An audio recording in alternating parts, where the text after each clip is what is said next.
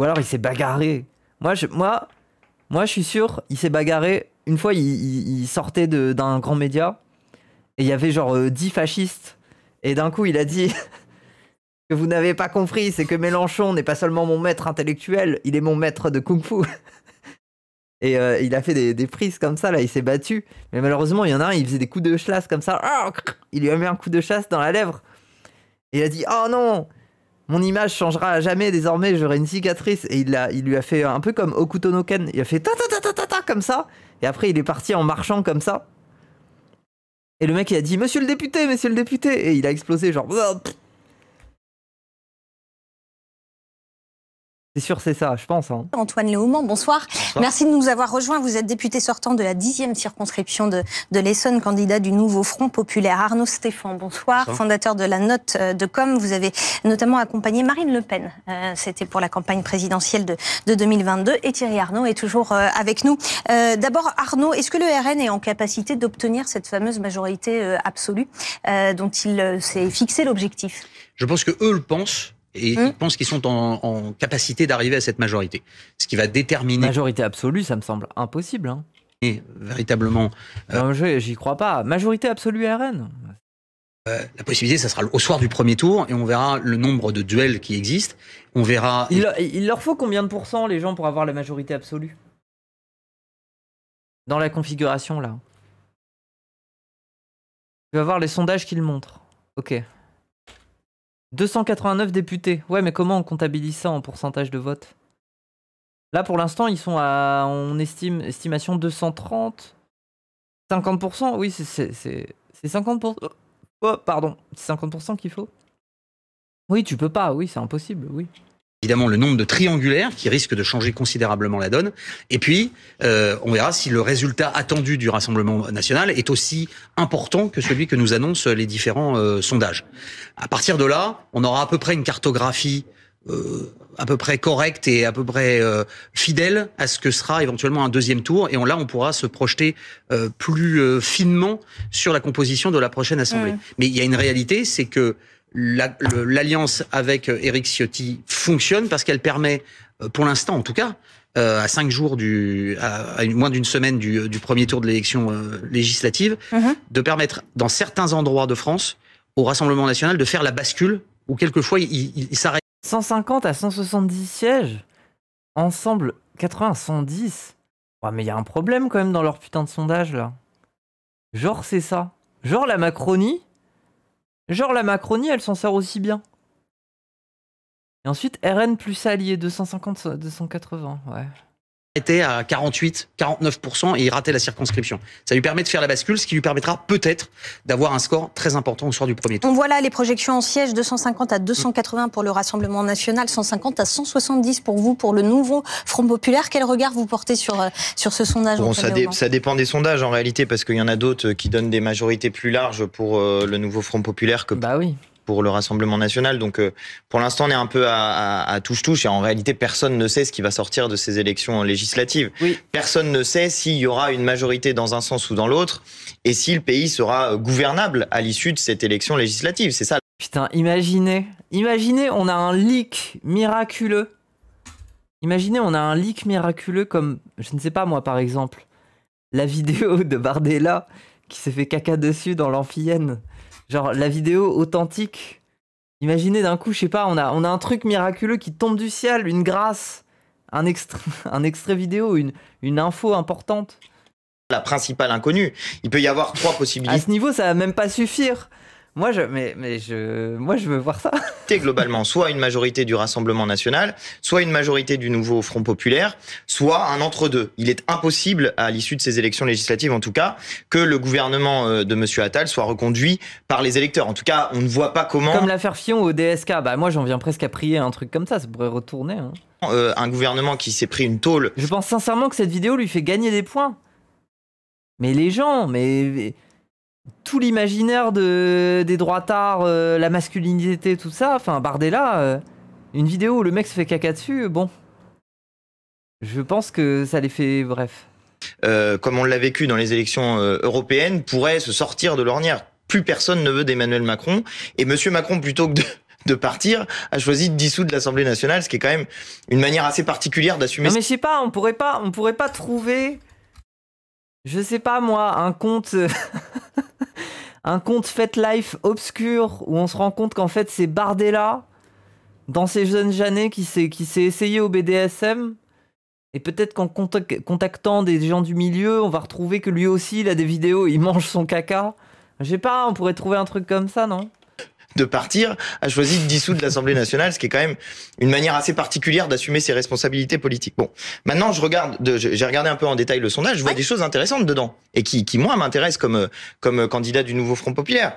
Il est dit que les jeunes de 18 à 24 ans vont se mobiliser à 70%, ils sont plutôt plus mobilisés, alors beaucoup plus mobilisés que d'habitude et beaucoup plus mobilisés que la moyenne, et ils votent à 47% pour le nouveau Front populaire. Oui. Donc vous pensez que ça va vous favoriser pour cette élection ? Il manque encore 30% des jeunes. Si les jeunes votent à 100%, c'est pas une majorité du Rassemblement national qu'il va y avoir, c'est une majorité du nouveau Front populaire. Donc nous, on est en campagne, on avance, et on avance de manière coordonnée et efficace pour essayer d'aller mobiliser celles et ceux qui peuvent faire la différence. Et dans certaines circonscriptions, je le dis, je le répète, ça va se jouer à 50 voix, à 20 voix. La dernière fois, moi, dans mon département, il y a une circonscription qui s'est jouée à une vingtaine de voix. Donc, ça change la donne en fonction de la mobilisation des gens. Je pense que Monsieur Macron est très simple. On a trouvé la chaîne YouTube de Merdella, mais bon, ben oui, mais désolé, mais ça l'a rendu plus populaire, d'autant plus. Hein. Mais moi, je peux comprendre. Hein. L'identification que tu fais à un jeune mec qui faisait du gaming époque 360 noscope, Gotaga et tout ça, les gens, c'est trop de nostalgie pour les gens. Bien sûr que les gens, ils ont kiffé. Esprit, parce que en fait, son objectif au moment où il a fait la dissolution, c'était de rejouer des deuxièmes tours aux élections législatives qui soient des équipes. On est d'accord que c'est un fake, la chaîne YouTube? Bah non, c'est sa voix, on l'entend très bien. Mais c'est pas étonnant, les gens. Enfin, je veux dire, c'est un peu la sociologie, ça m'étonne pas, quoi. Petite classe moyenne, la daronne qui peut te payer la dernière PlayStation, ça s'essaye avec une carte de capture à faire un peu de gaming, ta bande sur Gotaga, Monsieur le V12, machin, et puis voilà, ça fait des vidéos, enfin, c'était l'époque, hein. Équivalent du deuxième tour de l'élection présidentielle. Et c'est pas une IA. Mais pourquoi vous voulez que ça soit une IA, les gens ? Compte tenu du fait que la gauche était divisée aux élections européennes, ce contre quoi les Insoumis avaient lutté. Nous voulions faire l'union de la gauche parce que nous avions envisagé que M. Macron pourrait dissoudre l'Assemblée nationale. Et nous, on avait même une hypothèse qui était à la limite encore pire, qui aurait été de dissoudre 3 semaines avant les élections européennes et de dire, bah voilà, les élections législatives auront lieu en même temps que les élections européennes. Ah, on aurait eu l'air malin, à gauche, si jamais on avait été dans cette situation-là. Puisque là, nous avons réussi à nous rassembler. Et donc, ce que disaient les Insoumis depuis le début, c'était que puisque nous avions réussi à faire un programme partagé aux élections législatives, il devait être assez possible de faire un programme partagé aux élections européennes. Ça n'a pas été fait, chacun a voulu faire de son côté. Maintenant, fort heureusement, nous avons réussi à nous rassembler de nouveau. Et ce que M. Macron n'avait pas prévu, c'est ça. Le caillou dans la chaussure d'Emmanuel Macron, c'est la constitution du nouveau Front populaire. Parce que oui, voilà, bon, on refait l'histoire un petit peu, il explique, mais oui. Imaginez une situation sans le nouveau Front populaire. Alors il y aurait eu partout des candidatures diverses de gauche. Et ce qui se serait passé, c'est que la gauche aurait été éliminée de l'essentiel des deuxièmes tours de cette élection législative. Donc il y aurait eu des deuxièmes tours Rassemblement national contre contre macroniste, et il aurait pu rejouer le jeu de les extrêmes, etc. Il faut battre Marine Le Pen, etc. Enfin, il reprend l'essentiel du vocabulaire de Marine Le Pen pendant le premier tour, et au deuxième tour, il faut battre Marine Le Pen. Voilà pourquoi M. Macron, dans sa décision de dissoudre l'Assemblée nationale, en réalité, l'adversaire qu'il se fixait, c'était pas... Oh, la gueule, hein. Il a vraiment changé. En fait, il est devenu... Plus Macron vieillit, plus il devient... Bon, déjà, la moumoute, hein. Tiens, c'est marrant. Waouh.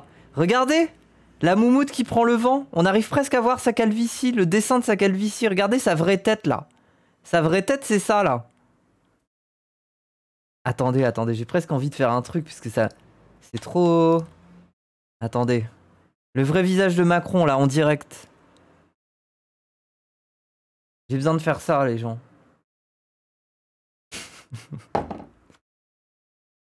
Vous, c'est sur ce stream et uniquement sur ce stream que vous verrez le vrai visage de Macron. Parce que je pense qu'on n'a pas assez l'habitude. Genre, moi, je veux le voir différemment. J'ai besoin, là. Attendez. Merde.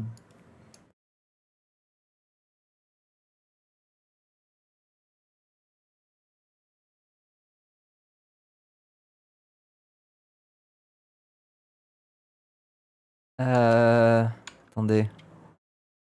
Est-ce qu'on peut demander au truc qui génère? Attends.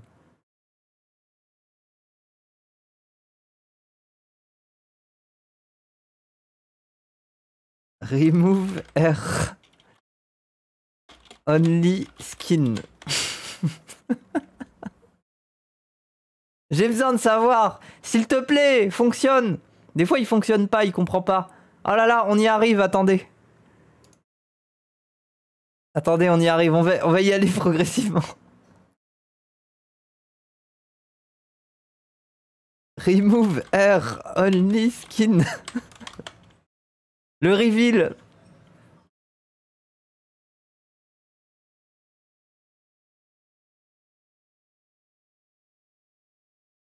Le reveal progressif. Hop. Petit à petit, hein. Remove air only skin.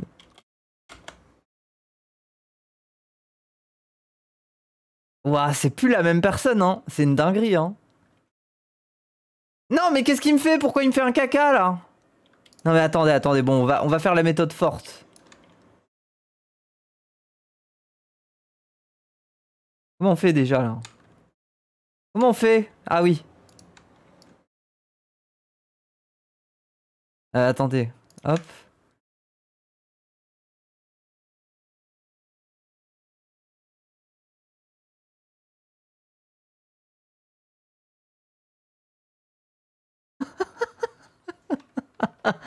Les gens, c'est à ça qu'il devrait ressembler normalement notre président. Il a assumé un peu là. C'est ça? Son vrai visage. C'est ça.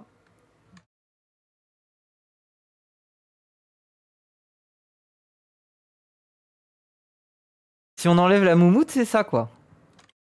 Et encore, on peut enlever ça aussi là.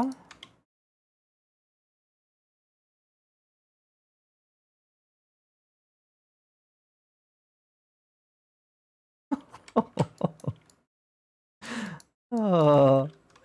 Voilà. Notre président devrait être comme ça. Normalement, c'est lui. Ça lui fait une tête de faf. Non, après, ça lui fait... Il y a un petit côté Bruce Willis. Vous voyez ce que je veux dire? Vous voyez ce que je veux dire un peu? Le front pas populaire. Ah bah non, là, il est tout sauf populaire. Hein. Non. Mais ouais, waouh, ça lui fait une sale gueule. Hein. Bon, bref.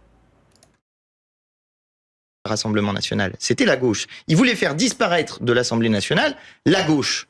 Raison pour laquelle, si vous voulez mettre une pilée à Emmanuel Macron, et je pense qu'un certain nombre de gens veulent le faire, il vaut mieux choisir les bulletins de vote du nouveau Front populaire, parce que c'est précisément ce qu'il n'avait pas prévu, et c'est la politique inverse d'Emmanuel Macron. Lui a tout donné pour les riches, et bien nous voulons récupérer la part qui est allée vers les plus riches pour la partager, pour rétablir nos services publics. Vous avez vu que Gabriel Attal fait un appel du pied à la gauche ce soir, Thierry Arnaud, c'est dans Le Parisien.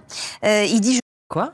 Je crois qu'une majorité de la gauche social-démocrate ne se retrouve pas derrière LFI. La place de la gauche républicaine... Ah, ils essayent encore de les récupérer, là ? C'est à nos côtés. La place de la gauche social-démocrate, c'est à nos côtés. La place de la gauche écologiste, c'est à nos côtés. Mais vous les avez tous déjà dégoûtés progressivement. Il y a plein de gens du PS qui vous ont fait confiance depuis 2017, qui ont fini progressivement, un par quitter le navire et retourner dans un PS mourant. Comment vous voulez les convaincre de revenir à nouveau ? Alors vous n'attirez plus personne. Après, je dis ça, mais ça va peut-être fonctionner, les gens. Hein. Ça va peut-être fonctionner. Hein. Vous vous sentez visé en tant qu'insoumis, Antoine Léaumont, par cette phrase? Non, parce que de la manière dont je lis l'interview, il utilise à ce moment-là les mêmes mots que ceux qu'il a utilisés plus haut pour qualifier le Rassemblement national. Par ailleurs, dire que la France insoumise ou le nouveau Front populaire menacerait la République et les institutions républicaines, c'est complètement faux. Ce qui menace les institutions républicaines, d'une certaine manière, c'est les institutions actuelles de la République elle-même. L'article 16 de la Constitution oui, 6e République, autorise le président de la République à déclencher les pleins pouvoirs. C'est quand même un article qui était qualifié. T'as vu le tweet de Mélenchon vis-à-vis de la lettre de Macron ? Je crois qu'il a fait un tweet pour dire Macron s'exprime une fois tous les 2 jours. Bref, je sais plus, c'est ça, non? par François Mitterrand, de coup d'État permanent, et qui, de fait, si les Français vont lire cet article, il est quand même assez gratiné. Le président de la République peut informer la nation par un message qu'il déclenche les pleins pouvoirs en raison de circonstances particulières. Bingo, il y a des Jeux Olympiques dans pas très longtemps, et le nouveau ministre de l'Intérieur est donc censé prendre conscience de l'intégralité du dispositif des Jeux Olympiques en 15 jours, raison pour laquelle, à mon avis, M. Macron est un irresponsable. C'est une dinguerie. Dans cette situation par ailleurs, mais l'article 16 de la Constitution... Putain, c'est vrai, si jamais il y a le fascisme au pouvoir, notre dernier baroud d'honneur, on pourra quand même chier dans la Seine. Hein. Je pense que ça pourrait être un mouvement populaire. Hein. Autorise le président à avoir les pleins pouvoirs, et ensuite, quel est le contre-pouvoir, s'il vous plaît? On s'en rappellera, quoi. On se rappellera que le fascisme a commencé ce jour-là, mais ce jour-là, on a pris le plaisir d'aller chier dans la Seine, quand même. Aucun.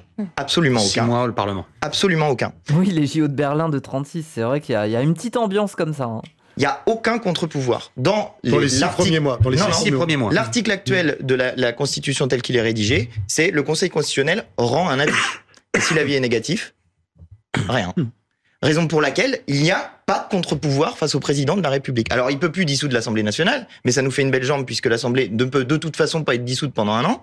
Et moi, je pense que s'il y a eu des fuites dans la presse... Après, est-ce qu'il y croit vraiment, Léo Manque, qui peut utiliser l'article 16 ? Sur l'utilisation de cet article 16...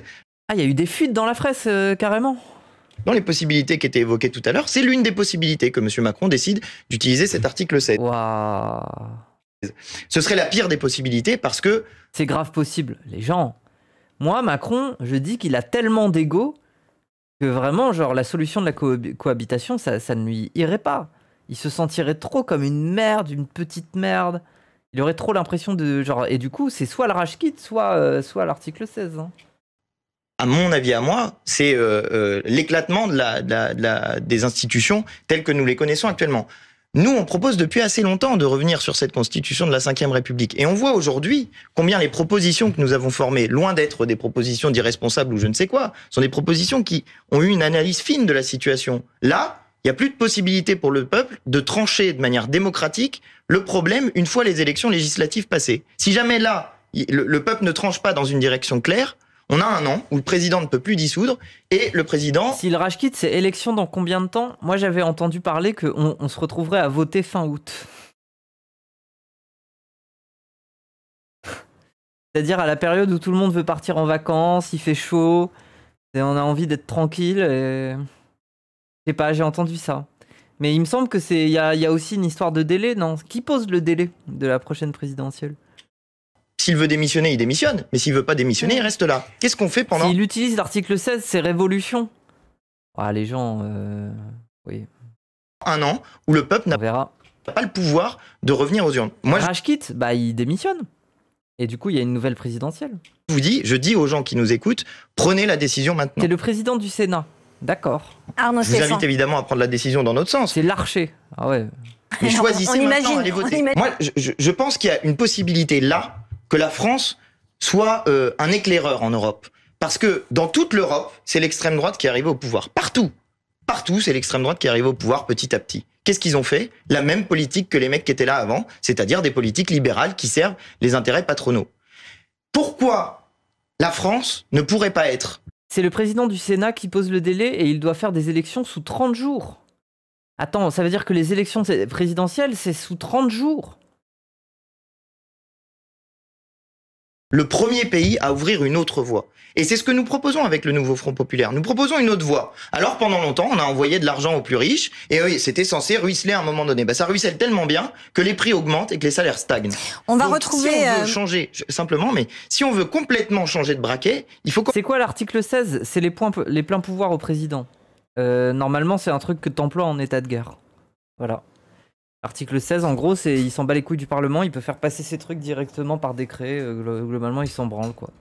L'article 16, c'est une mesure qui a été mise en place pour De Gaulle, quoi. Ça a été conçu pour lui.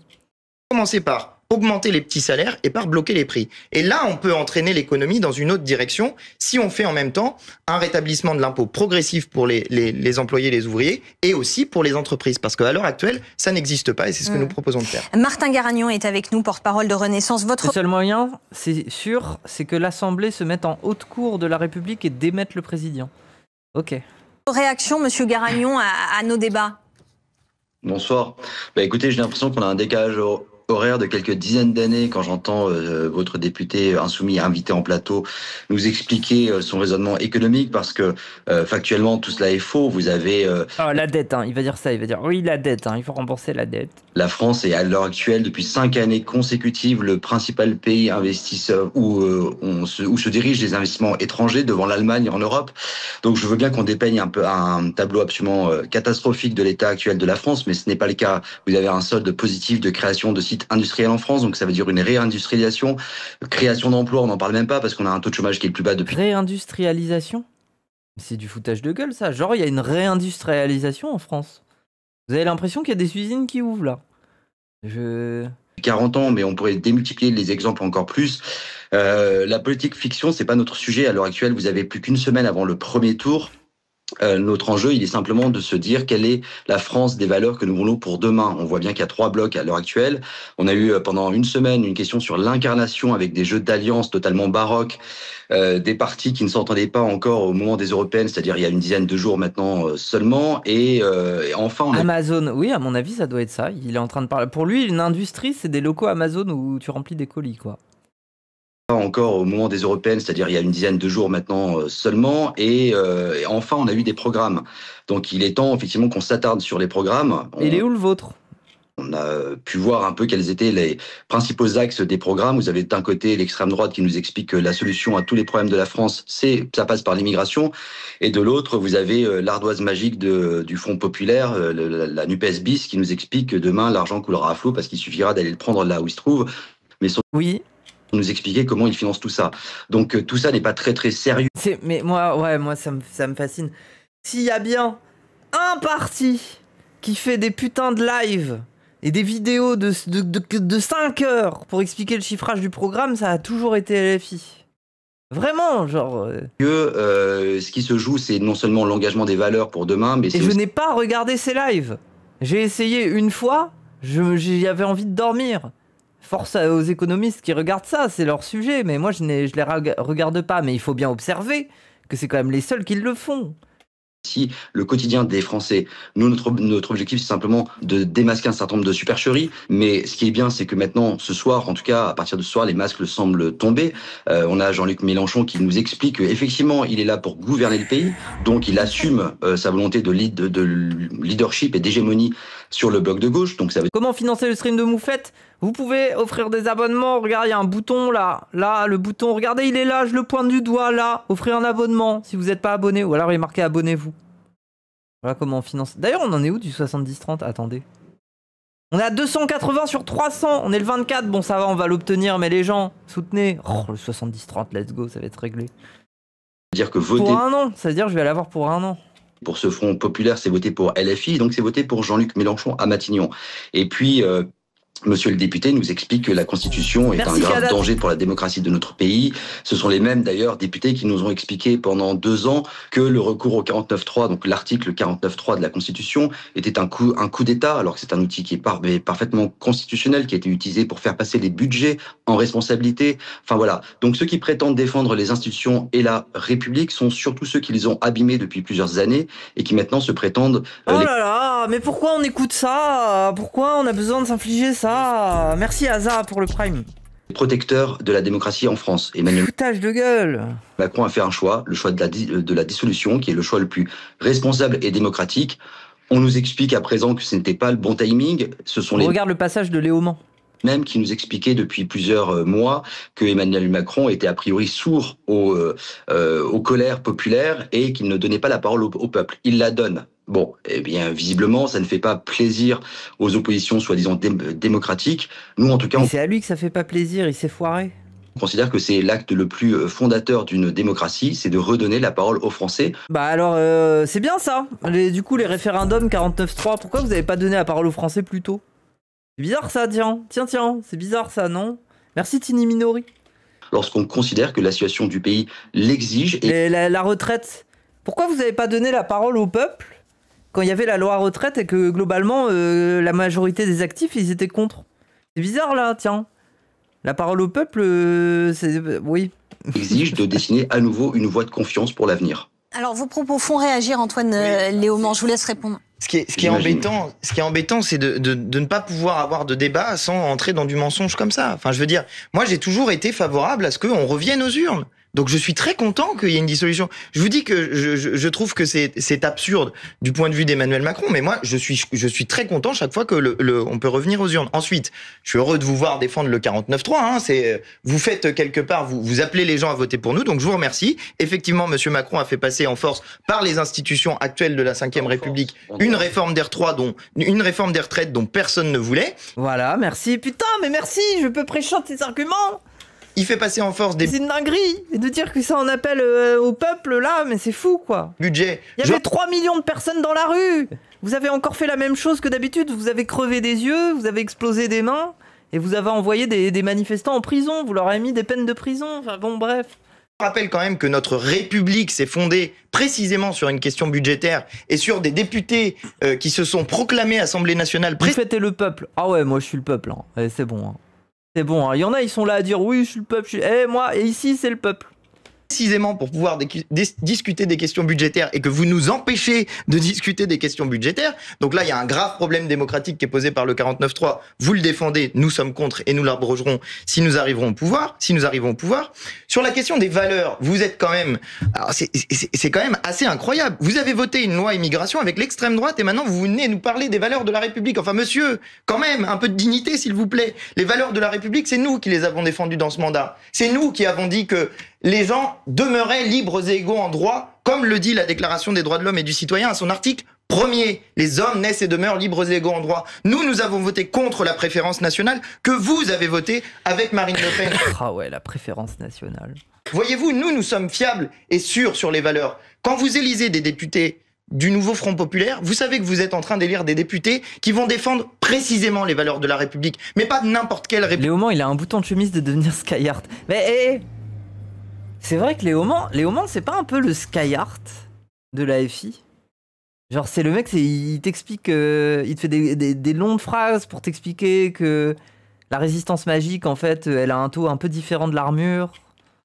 Pas de la République où on s'arrange entre copains et entre amis pour faire des petites propositions de loi à la va-vite avec l'extrême droite à la fin. Non, la République telle que nous l'entendons au sens historique du terme. Une personne égale une voix dans l'isoloir et pas de différence quelle que soit la religion, la couleur de peau, le genre, l'orientation sexuelle ou je ne sais quoi. Voilà ce que c'est d'élire des députés du nouveau Front Populaire. Et on va laisser répondre Monsieur Garagnon, on vous écoute. Oui, parce que si vous voulez qu'on rentre sur le terrain des valeurs, allons-y gaiement. Simplement un point sur votre notion du 49.3. Vos députés ont déposé des dizaines de milliers... Il va dire quoi? Il va dire, oui, mais c'est la loi de la République, donc ça va. ...d'amendements pour faire obstruction au travail des parlementaires, et maintenant vous venez vous plaindre que les textes... Bah oui, mais ça c'est normal, c'est le travail de député, l'obstruction. ...soit passé par le 49.3. C'est une réalité. On peut prendre des tas d'exemples, j'en ai à l'appel à vous citer, à la virgule près, des amendements qui ont été multipliés à l'infini, volontairement pour obstruer, pour nuire au travail, au déroulé du travail du Parlement. Mais sur le terrain des valeurs, monsieur, quand vous nous parlez de valeurs, mais où est-ce que vous étiez pour défendre les valeurs de laïcité? Attendez, il va dire antisémite là. Je le sens. Mais maintenant, en fait, les séquences, ça n'est que ça. C'est pour ça, à la fois, j'ai du plaisir parce que c'est trop important de les regarder en ce moment. Mais en même temps, j'ai une fatigue parce qu'en fait, c'est toujours la même chose. Genre, on leur oppose toujours les... Wow, alors attendez, laïcité, là c'est le buzzword là. De lutter contre l'antisémitisme. Voilà. J'en ai marre. C'est trop simple. Vous avez investi un certain nombre de candidats qui ne sont vraiment pas clairs sur ces sujets-là. Vous parlez de lutte contre l'homophobie. Vous avez quand même des gens de chez vous qui nous expliquent qu'en fonction des croyances religieuses, on a le droit d'être homophobe. C'est faux. C'est un mensonge. C'est largement documenté par. C'est largement documenté, mais non, c'est un C'est un mensonge. C'est largement documenté par la presse qui a fait un travail d'investigation. Mais je vais vous dire, vous n'êtes pas les seuls malheureusement parce que les députés du RN ont exactement les mêmes reproches à se faire. Ils semblent découvrir des déclarations que leurs candidats investis ont fait. Ne mentez pas. Faites un débat sans mentir. Ça, par exemple, ce que vous venez de dire là, c'est faux. Mais nous accuser d'antisémitisme, c'est faux. Et dire que nous serions homophobes, c'est faux. C'est factuel.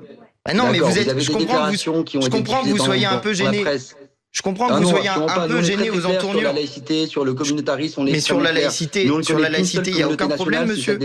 Qu'est-ce que la laïcité, monsieur? Allons-y. C'est le droit. Oh là là, il va faire le prof. Vas-y, fais le prof. Chacun. Alors non, monsieur Léaumont, non, on ne vous mettra pas d'accord. Mais si, on peut se mettre d'accord. La laïcité, c'est interdit l'abaya à l'école. La laïcité.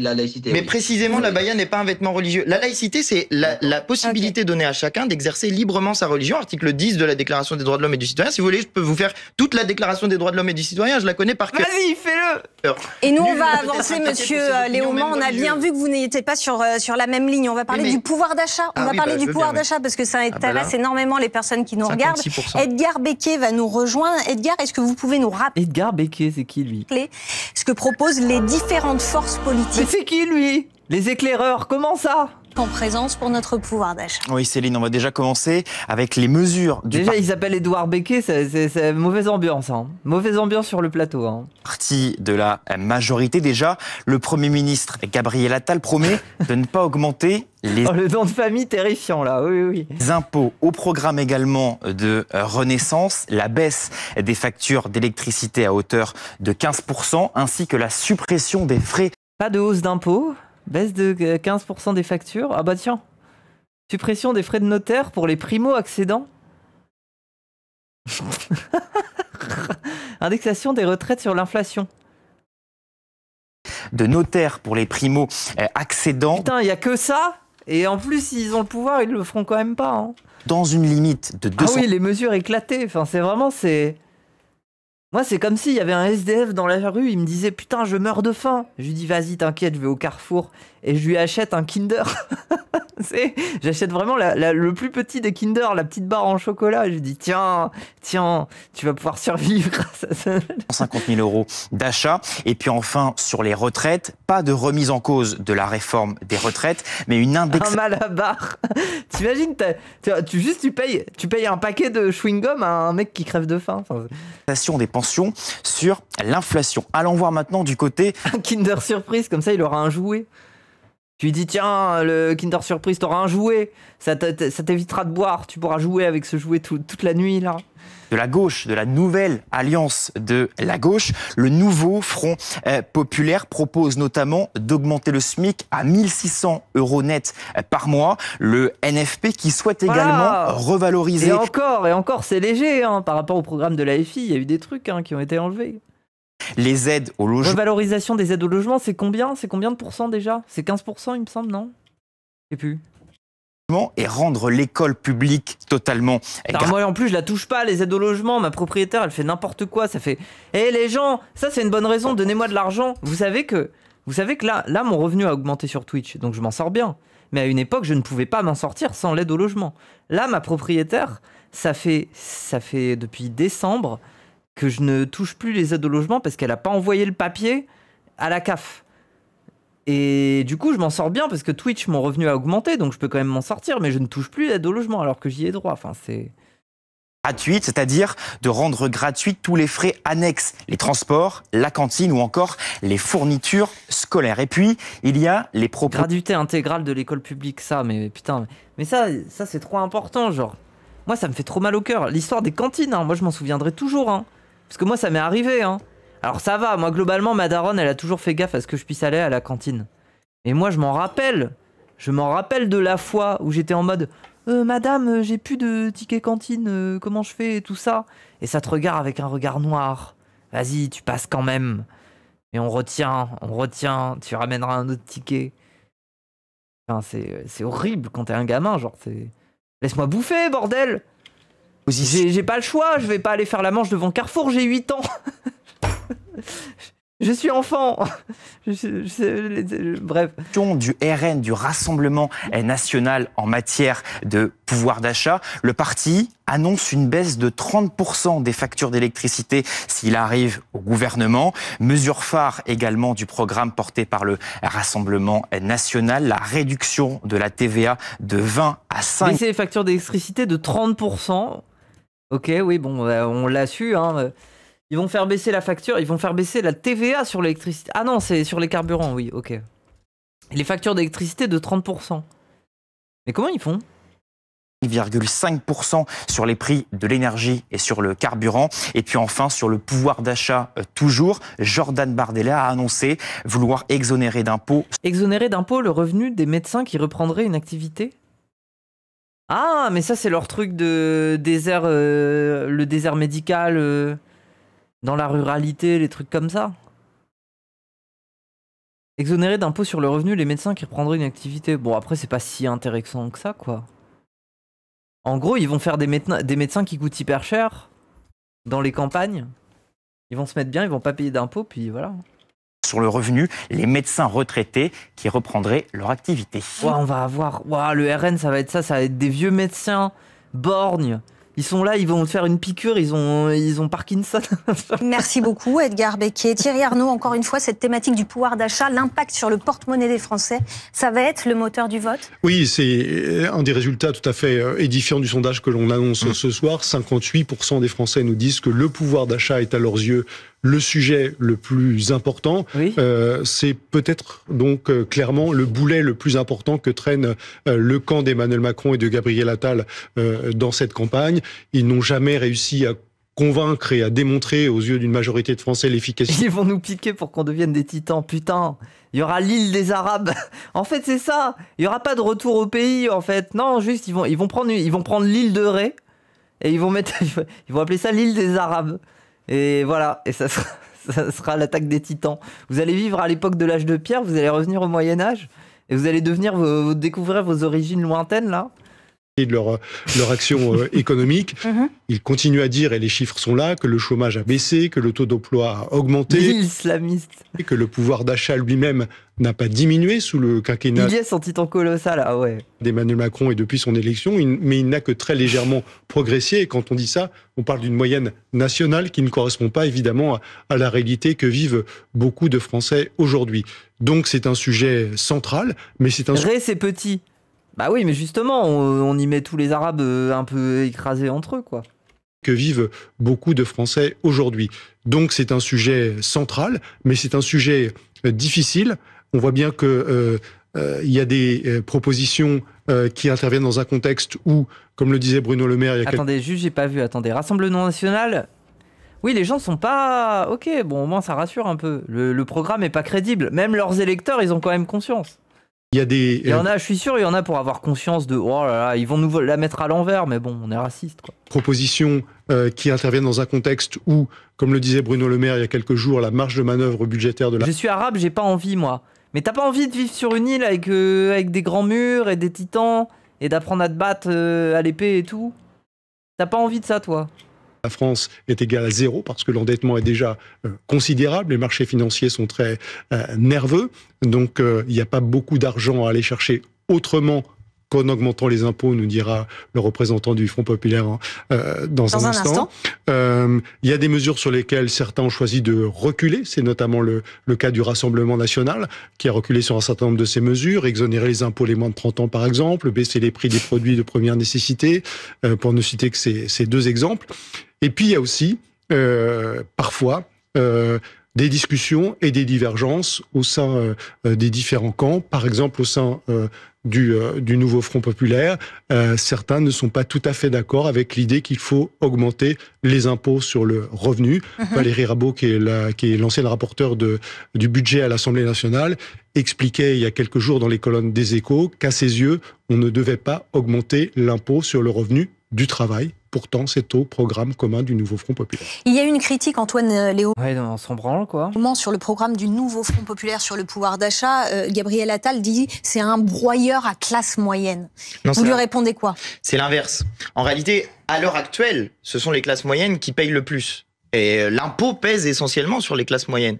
Nous, ce que nous proposons, c'est au contraire de lisser l'effort avec l'impôt sur le revenu. C'est-à-dire de faire 14 tranches au lieu des 5 actuelles pour que tous ceux qui gagnent moins de 4 000 € par mois payent moins d'impôts, c'est 92% de la population, moins d'impôts pour 92% de la population, et que ceux qui sont au-delà de cette limite des 4 000 € par mois payent plus d'impôts parce qu'on considère que c'est une manière 4 000 € brut ou 4 000 € net? 4 000 € net, c'est ça. Ok. Oh, c'est bien comme précision, ça. La limite que nous fixons. Juste une deuxième chose, parce que c'est souvent, ou par... c'est souvent par personne. C'est souvent par personne. C'est souvent une chose qui est... En plus, les gens, franchement, même à 3 000 balles, tu vis tellement bien. Moi, je suis désolé, genre, tu vis tellement bien. oublié dans notre programme, mais il y a aussi l'idée de rendre progressif l'impôt sur les sociétés. Parce qu'on ne peut pas dire qu'on va augmenter le SMIC à 1 600 € sans toucher sur l'impôt sur les sociétés. À l'heure actuelle, il y a une situation qui est totalement aberrante. Les petites entreprises... Imaginez globalement, genre vous avez 3 ou 4 000 € par mois, mais en plus, dans une société où l'électricité elle baisserait, où l'aide au logement elle est revalorisée, bon même si vous n'y avez pas droit, mais pour, je sais pas moi, pour votre enfant qui va faire des études, ça compte. Enfin je veux dire, il y aurait tellement, même le prix de l'alimentaire et tout baisserait, enfin finalement, genre, vous respireriez aussi sur plein d'autres plans économiques. Paye 25 3 000 balles, je me sens riche. Ah bah moi aussi, hein, de fou. Hein. % d'impôts. Et les très grandes entreprises, officiellement, payent 25% d'impôts. Sauf que qu'est-ce qui se passe en réalité? 3 000 balles pour moi c'est dangereux, hein. Je développe des symptômes de shopping addict. Hein. Eh bien les grandes entreprises, par des jeux fiscaux et par des jeux comptables assez frauduleux en réalité à la fin, finissent par ne payer parfois 0 € d'impôts. Quand Total par exemple, qui réalise des bénéfices considérables en France, enfin, je veux dire les Français à la pompe, ils voient bien que Total réalise des bénéfices en France. Quand Total paye 0 € d'impôts en France, vous voyez bien qu'il y a un problème. La boulangerie paye des impôts et Total paye pas d'impôts. Bah c'est pas normal. Et avec le nouveau Front populaire, ce genre de situation, ça va s'arrêter parce qu'on va, pareil, rendre progressif l'impôt sur les sociétés. Les Français ont jugé votre programme économique et celui du Rassemblement national et celui aussi d'Ensemble. Et le programme du RN est jugé plus crédible que celui d'Ensemble et du nouveau Front populaire. Comment le Rassemblement national a réussi à s'imposer cette crédibilité, Arnaud Stéphane? Pour un parti politique, il a fait... C'est quoi la tribune dimanche? C'est quoi votre institution? C'est Elab, BFM Elab. Putain, mais moi j'en ai marre des sondages, enfin bordel, j'ai besoin de la méthodologie, bordel. Un choix qui aurait pu être un choix extrêmement dangereux, c'est que contrairement à ses concurrents politiques ou à ses adversaires politiques, comme on voudra, il a abandonné les... Putain, lui il a des cheveux en pierre. Pardon. Mais même le vieux, il a pas des cheveux en pierre comme ça. L'économie politique, c'est-à-dire de penser l'économie comme une arme politique. C'est vrai. Après, je devrais pas... Dans ma famille, les gens, ils ont des cheveux comme ça. Parce qu'il a mis de côté beaucoup d'éléments idéologiques. Il a les mêmes cheveux que mon daron, exactement les mêmes. Logique, pour finalement choisir ce qu'on appelle le pragmatisme. Sauf que le pragmatisme n'est pas une idéologie et n'est pas un fondement, une colonne vertébrale politique. Et donc, il est allé sur des solutions immédiates, ou en tout cas qu'il estimait immédiates, et extrêmement pragmatiques. Donc, on est allé là où on peut faire ce qu'on appelle dans le milieu des affaires des quick wins, c'est-à-dire des victoires rapides, c'est-à-dire d'aller trouver... Vous pensez à quoi? Donnez-nous des exemples la baisse sur les factures d'électricité, d'énergie, d'aller chercher évidemment sur la réduction sur des impôts ou des taxes immédiates. Voilà, donc on est très très loin de ce qui était pendant très longtemps, par exemple, ça date d'il y a très longtemps, mais qui était un axe très fort du Front National à l'époque, c'était la suppression de l'impôt sur le revenu, par exemple. Ça, c'était là pendant très longtemps, c'était vraiment la mesure phare du Front National. Ça a évolué. Parce que le choc de la mondialisation, le fait que des entreprises, comme le disait Monsieur le député, utilisent évidemment toute la technologie qui est devenue l'optimisation fiscale, font que vous vous retrouvez en effet... À un moment, Gaulois TV. À un moment, faut savoir écouter les Français et arrêter d'être bornés avec votre soi-disant bien-pensance aussi. Le peuple veut le RN, c'est comme ça. Mais le peuple est clivé. Qu'est-ce que j'y peux, moi? J'ai pas choisi, le peuple est clivé. Arrête de dire le peuple. Toi, t'es le peuple, toi? Gaulois TV, hein. Déjà, je respecte les Gaulois, mais pas TV après le mot Gaulois, déjà. C'est des situations ubuesques, c'est-à-dire que les PME payent plus d'impôts que les grandes entreprises. Alors après, on vous répond, c'est parce que c'est un chiffre d'affaires mondial. Il n'empêche que pendant très longtemps, Apple, par exemple, je parle des GAFAM parce qu'on a tous un objet qui appartient aux GAFAM sur nous, ne payait quasiment pas d'impôts en France parce que via des lois européennes, ça leur permettait de complètement défiscaliser en Irlande, par exemple, et ne payer quasiment pas d'impôts. La France, 5e marché mondial d'Apple, Apple payait 0. Donc, ça a été modifié un tout petit peu à la frange, mais c'est vrai que là, par exemple, il y a un vrai travail à faire sur justement une fiscalité un peu plus lisible ou des lois qui sont passées un peu sur le côté, qui permettent, par exemple, à certains pays comme le Qatar, les entreprises qataries, de payer quasiment aucun impôt en France. Mais Thierry, est-ce que le Rassemblement national, est-ce que Marine Le Pen a senti avant les autres que le pouvoir d'achat, ça allait être le sujet pour les Français? Moi non, je ne suis pas le peuple, mais les urnes vont parler, pas d'inquiétude. Mais comment ça, t'es pas le peuple? Alors tu parles au nom du peuple, mais t'es pas le peuple. Alors que moi, je suis le peuple. Moi, je suis le peuple, moi je le dis. Moi, y a pas de souci, hein. Toi, t'es pas le peuple du coup. Et tu t'oses t'appeler Gaulois TV. Mais d'où tu parles en fait? Non, je pense que tout le monde l'a parfaitement compris parce que les Français l'expriment de manière très claire et sondage après sondage, il n'y a pas de difficulté là-dessus. Mais vous voyez bien que, en fait, les Français, ils envoient un double message. Moi aussi, je suis le peuple. Regardez, vous voulez voir? Non, mais attendez, vous voulez voir à quoi il ressemble le peuple? Vous voulez voir? Regardez, on va regarder le peuple.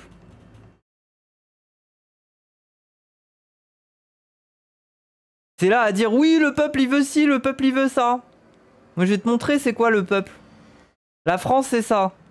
L'état de la France il est ce qu'il est. Voilà le peuple, c'est ça le peuple.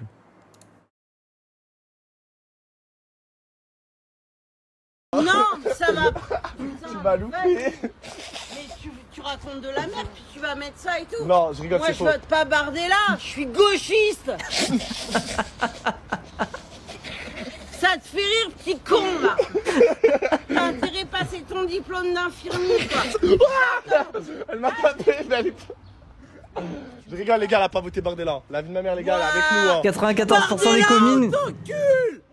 94% des communes qui ont voté RN aux européennes, c'est pas moi qui le dis. Mais qu'est-ce qu'on s'en branle des communes où t'as des vieux croulants qui ont une maison dont ils ont hérité ou alors ils ont cotisé pour avoir leur maison, je sais pas moi. Ces gens, ils se font chier, ils passent leur journée devant la télé. C'est le peuple, ça. C'est même plus des gens qui travaillent, c'est des vieux. Ils attendent juste... Ils ont déjà passé un accord avec le service funéraire. Ils attendent, ils sont aux portes de la mort et ils nous font chier. Laisse-moi tranquille, c'est bon. Oui, avec 50% d'abstention, déjà, faut le rappeler. L'abstention, c'est quelque chose dans ce pays, quoi. Le peuple ne vote pas. Voilà. Et tu veux parler du peuple, le peuple, en général, il s'abstient. C'est bien le problème. Putain, mais c'est un sale... Mais les gens, ils se rendent pas Là, les gars. Oh bon, on n'a jamais eu ça. On va essayer, mais ça va être la fin, là. La fin de quoi? La fin de la France. Mais... Ouais, ça fait longtemps qu'elle est morte. Mais ça va être la fin de la liberté. Eh, vous m'emmenez hein, au bled. Sur l'île de Ré. Elle veut venir sur l'île de Ré. Oulala, Hardim, je reste pas ici. Je reste pas ici. Marie-Mathilde Després, elle reste pas ici. Oh là, Marie comment? Mathilde Després. Voilà les gars, Marie de Després. Hein. Marie de Després. Je reste pas ici, vous m'emmenez. Hein. Oulala, Hardim, je suis infirmière anesthésiste. Voilà les gars. Oulala, Hardim. Hein. Non. C'est qui Oulala, Hardim? Je connais pas. C'est quand tu sais, tu... c'est quand tu quoi?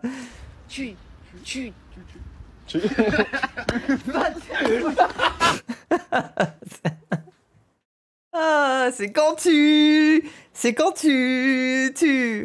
Elle est bourrée. Bah oui, mais ça va. Ouais, c'est l'état de la France. Voilà, c'est ça le peuple. C'est l'état dans lequel il est le peuple. Il est là à faire un petit cocktail. Tu mets ça dans la gourde en métal. Tu vas au travail avec ta petite gourde pleine de whisky. Hop, médecin anesthésiste. Je vais vous endormir, même si je suis déjà à moitié endormi moi-même. C'est très bien, voilà, c'est le peuple. Voilà, le peuple a parlé. Si on lit attentivement les sondages, le premier c'est que pour eux, de très loin, c'est le sujet le plus important, que les fins de mois sont de plus en plus difficiles et que c'est ça pour eux le problème numéro 1, et de très loin. Mais le deuxième message, c'est une certaine incrédulité face au programme des partis politiques. Ce qui ressort quand même du sondage, c'est, on le voit très clairement, ni le programme du Rassemblement national, ni le programme du Front populaire sont jugés crédibles par une très large majorité de Français.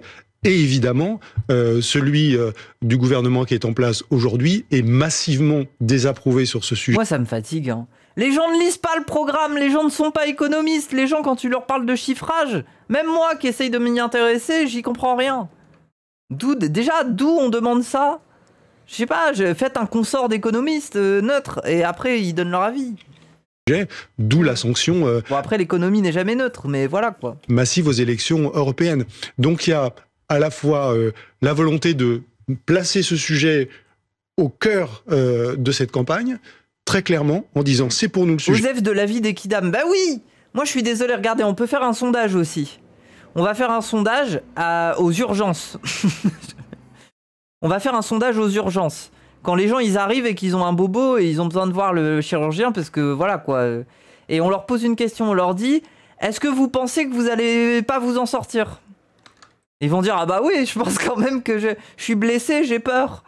Bah oui, bah ils y connaissent rien, ils vont pas s'opérer, vont pas s'opérer eux-mêmes. Ils sont pas réveillés pendant l'opération pour dire ah monsieur le chirurgien là vous avez mal fait, vous avez non, ben non, je sais pas au bout d'un moment bref.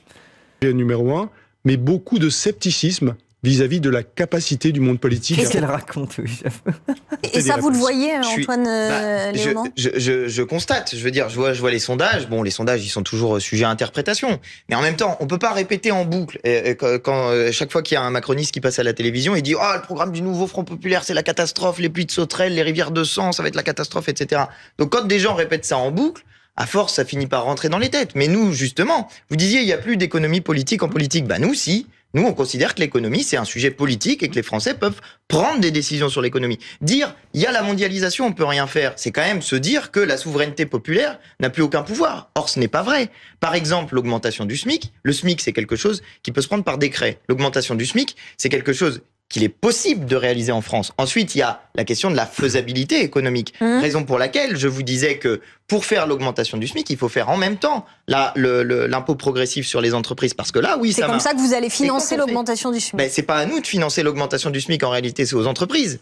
Et c'est une question de partage de la richesse. Vous remarquerez qu'on est les seuls, tout le monde parle du travail, le travail qui doit rémunérer, etc. On est les seuls à proposer une augmentation réelle des salaires. Donc ça veut dire, par exemple, que vous baissez l'impôt des PME pour augmenter l'impôt des grandes sociétés, pour leur aider à financer le SMIC. Enfin, je veux dire, donc vous allez baisser l'impôt il n'est pas logique que l'impôt sur les entreprises ne soit pas progressif. D'accord. Donc vous allez baisser l'impôt sur les sociétés des PME, par exemple. C'est ça que vous nous dites? Nous, ce que nous proposions, par exemple, avec la France Insoumise dans le programme que nous proposions à l'élection présidentielle. Mais là, avec la NFP... Je vous dis juste des méthodes, parce qu'on peut aussi, au fur et à mesure, donner des méthodes d'action. Mais ce que nous proposions, par exemple, c'était de faire une caisse de solidarité interentreprise avec une péréquation pour les cotisations patronales. Bah, si Attends, quoi? Vous faites ça, vous faites en sorte... C'est quoi? Attends, j'ai envie de comprendre. Entreprise avec une péréquation d'action. Mais ce que nous proposions, par exemple, c'était de faire une caisse de solidarité interentreprise avec une péréquation pour les cotisations patronales. Bah, ah, ça veut dire que les grosses entreprises, elles cotisent un peu plus pour une caisse qui permet aux plus petites entreprises d'être exonérées des frais de... Oui. Si vous faites... C'est quoi une péréquation? C'est quand tu fais une équation avec ton père, genre? Ça, vous faites en sorte que les grandes entreprises payent davantage. C'est une caisse commune où les grands donnent aux petits. Ah, j'aime bien ça, moi. Davantage de cotisation et que les petites en payent moins. Donc, mais c'est pas dans le programme de la gauche unie. Je préfère vous dire qu'on va faire les choses de manière progressive. Donc, je oui, mais pas, sauf que si je vous écoute, l'augmentation du SMIC, c'est tout de suite. Et l'évolution de la fiscalité, c'est progressif, c'est longtemps. Je voulais pas saouler tout le monde. Ah oui, ça prend du temps. Avec de la politique économique. Alors, ne nous saoulez pas trop, s'il vous plaît. Qu'est-ce que ça provoque, l'augmentation du SMIC et des plus bas salaires? Ça provoque deux choses. La première chose, c'est que tous ceux qui sont entre le SMIC ancien et le nouveau SMIC disent bah attends, moi j'ai été payé 100 € de plus que le SMIC, qu'est-ce que c'est que cette histoire? Maintenant, j'étais payé 1500 €. J'étais payé 1500 €, maintenant me voilà au SMIC, je suis au salaire minimum, c'est pas normal. Donc qu'est-ce qu'ils font les gens? Ils demandent des augmentations. Donc l'augmentation du salaire minimum dans tous les pays où ça a été mis en place, ça provoque une augmentation générale des salaires. Que provoque l'augmentation générale des salaires? Deux choses. La première, c'est des recettes fiscales, parce que on a un meilleur salaire, on a donc des impôts qui sont un petit peu plus élevés. On entre dans des catégories plus élevées, bah on paye un petit peu plus d'impôts. Mais comme on gagne plus, l'un dans l'autre, on est gagnant. Et le deuxième truc surtout que ça provoque, et c'est ça le plus intéressant, c'est que ça entraîne l'économie. Bah qu'est-ce qu'ils font les gens qui ont un peu d'argent? Oui, c'est plus simple d'entreprendre, quoi. Ils vont acheter du bio, ils vont acheter de la meilleure nourriture pour les gamins. Mais oui. La troisième chose que ça vrai. provoque, si je suis une entreprise, c'est où j'augmente mes prix, justement, où je baisse mes marges. Justement, je voulais aller jusqu'au bout de ça parce qu'ensuite, effectivement, je suis désolé, c'est un peu compliqué. Allez, rapidement pour finir. Pour aller très très vite sur ça. Non, mais c'est très concret. Je vais répondre sur le sujet, mais il y a les gens, genre par exemple, moi, quand j'ai été payé par Zawa Prod pour les miniatures, mon niveau de vie ayant augmenté, je me suis acheté des crevettes. Insultez-moi, c'est pas ouf, mais j'étais trop heureuse, j'ai acheté une barquette de crevettes, je la tenais entre les mains, je me suis dit mais ça y est, c'est ça la fast life, c'est de pouvoir manger des crevettes fraîches, mais oui, des crevettes fraîches. Alors dans une barquette et tout, mais elle se moque de moi. Mais non, mais c'est ça quoi. C'est ça l'économie, bordel. C'est les crevettes. C'est que vous êtes là à acheter vos conserves, vos knackis et tout ça. Mais non, mais c'est vrai. La crevette keynésienne. Bah oui. C'est ça la méritocratie. Ah. On est tous des crevettes. Oui, ben oui. D'abord, un autre sujet, c'est que... Je relate, t'inquiète, mais vous vous rendez pas compte? Genre, j'ai pris ma crevette comme ça, je l'ai décortiquée, je l'ai mis dans ma bouche, je me suis dit, mais moi, j'ai le droit à ça, moi. Moi, je pensais que j'avais plus le droit à ça, moi. J'ai le droit à cette saveur. Quand vous augmentez ces salaires-là, vous augmentez aussi les revenus des entreprises. Parce que, par exemple, quelle est la première dépense que coupent les Français? Le coiffeur. Quand on n'a plus de sous, on va pas chez le coiffeur. Ah non, moi, j'y vais quand même. Je peux pas, j'ai pas le choix, c'est mon cara design. Si je vais pas chez le coiffeur, c'est un désastre. On a des sous, on va chez le coiffeur, on se fait couper les cheveux, ça fait tourner l'économie. Et par ailleurs, il y a le problème que vous évoquez. Potentiellement, les entreprises peuvent augmenter leur prix. D'accord? Mais elles n'augmentent pas leur prix si jamais elles ont davantage de bénéfices parce qu'il y a davantage de commandes qui sont remplies. C'est la frange. Moi, la frange, je la coupe moi-même. Hein. La frange, j'y vais avec un ciseau de merde, tchouk, comme ça, là. Non, par contre, ça, je suis obligé, j'y vais. Le coiffeur, j'y vais tous les 4 mois. Tous les 3-4 mois, je recoupe ici. Mais la frange, je la fais moi-même. Quel est le principal problème en ce moment? C'est qu'il y a un tassement de l'activité économique. Alors le monsieur tout à l'heure, il nous a dit de Renaissance, il nous a dit formidable, il y a des investissements à l'étranger. D'accord, mais on n'en voit pas la couleur quand on est en train de faire les courses dans le caddie. Donc, si on voit pas la couleur des investissements étrangers, on en a à peu près rien à faire en fait. On va maintenant parler de cette vidéo qui a beaucoup circulé sur les réseaux sociaux. C'est grave, 3 ans sans coiffeur? Bah ça dépend. Mais en fait, moi ce que je trouve, c'est que quand tu coupes pas tes cheveux et que t'as juste des longs cheveux lourds, bah en fait, à la fin, tu ressembles à un prépuce. Tu ressembles à un gland un peu, parce que t'as une raie au milieu et t'as des cheveux qui se plaquent sur toi. Du coup, tu ressembles un peu à un gland. Extraite d'un reportage diffusé sur France 2. On ne peut pas vous montrer les images, mais on a pu retranscrire les propos de cette vidéo. Sur cette vidéo, on voit un couple de sympathisants RN et leur voisine, une aide-soignante. Ah tiens, elle reparle de ça. Qui est noire et qui dit être victime régulièrement d'agressions verbales et de cris de singe. Et on entend effectivement sa voisine lui dire « Tu viens ici, est-ce qu'on t'a invité? Moi, j'ai quitté les HLM à cause de gens comme toi. On fait ce qu'on veut, on est chez nous, alors tu dégages. » Et cette voisine rajoute... Moi, attends, la question que je me pose, c'est quelle question elle va poser la journaliste là? Elle va lui dire bon alors, mais monsieur Léaumont, vous comprenez la souffrance de ces Français? Ils ont quitté les HLM à cause de gens comme elle, vous comprenez? On est en France, on fait ce qu'on veut en France, alors... Ouais, j'ai peur de la question là. Va à la niche. Il se trouve que la femme qui insulte sa voisine serait une fonctionnaire du tribunal de Montargis et le ministre de la Justice a oui, c'est vrai. demandé un rapport au chef de la Cour d'appel d'Orléans en vue de la suspension de cette fonctionnaire. Dans La Voix du Nord ce soir, Marine Le Pen a réagi. Thierry, que dit-elle? Oui. Ah oui, on a vu ça. Waouh, le désastre. Marine Le Pen réagit pour dire que alors elle reprend les propos qui ont été tenus par cette dame qui est la voisine et elle dit effectivement la question de savoir si va dans ta niche n'est pas une expression populaire de gens qui se détestent, donc sous-entendu ce n'est pas raciste. Est-ce que c'est raciste? Moi-même, je peux dire ça à l'égard de... Ah, mais elle parlait ça de va dans ta niche, mais du coup, elle parle pas de bonobo. C'est marrant, ça. C'est va dans ta niche qu'elle a choisi de défendre comme expression. Mes amis, c'est vous qui tirez la conclusion que c'est raciste du fait de la couleur du peau de la victime. Ça, c'est scandaleux. Voilà ce que dit Marine Le Pen dans La Voix du Nord. Alors... Ça veut dire qu'elle ne dénonce pas les propos de la voisine? Ça veut dire qu'elle ne dénonce pas. Je ne sais pas si elle a vu toute la séquence et si elle a lu tous les propos qui ont été tenus. Je pense que quand on voit la séquence dans la durée, quand on lit les propos qui ont été tenus, les gens comme toi, je suis parti à gens comme toi, va-t'en, retourne chez toi. En gros, c'est dégueulasse, je cite ce que tu as dans les cheveux. Je pense que c'est quand même un peu difficile de ne pas arriver à la conclusion que l'attitude de la personne qui prononce ces mots... Elle condamne pas. Bah évidemment, c'est un de ses électeurs. Enfin, je veux dire, littéralement, des phrases comme ça, des trucs comme ça, c'est ce qui se dit dans tous ces meetings. Elle le sait. C'est une attitude raciste. À partir de là, Marine Le Pen... Non mais c'est bien.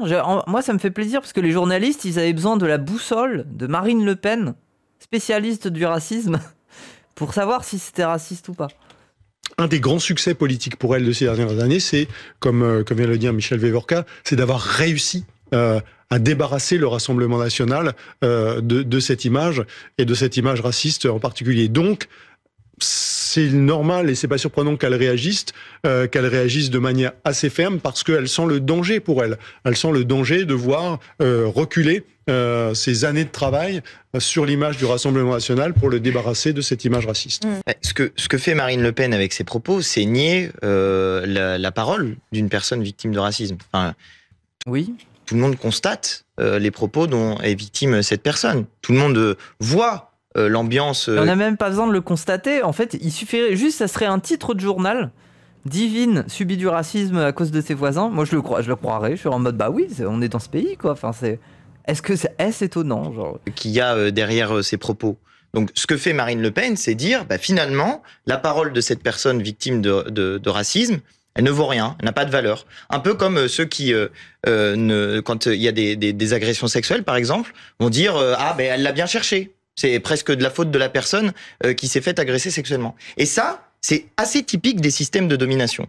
Et quand on parle, nous, de racisme structurel, c'est ça qu'on essaye de mettre en avant. C'est le fait qu'il existe dans la société du racisme, comme il existe du sexisme, que ces systèmes sont des systèmes de domination, qu'il y a d'un côté des dominants et de l'autre côté des dominés, et que on produit et on reproduit des systèmes de domination par un certain nombre de propos. Ce que fait ici Marine Le Pen, c'est ça.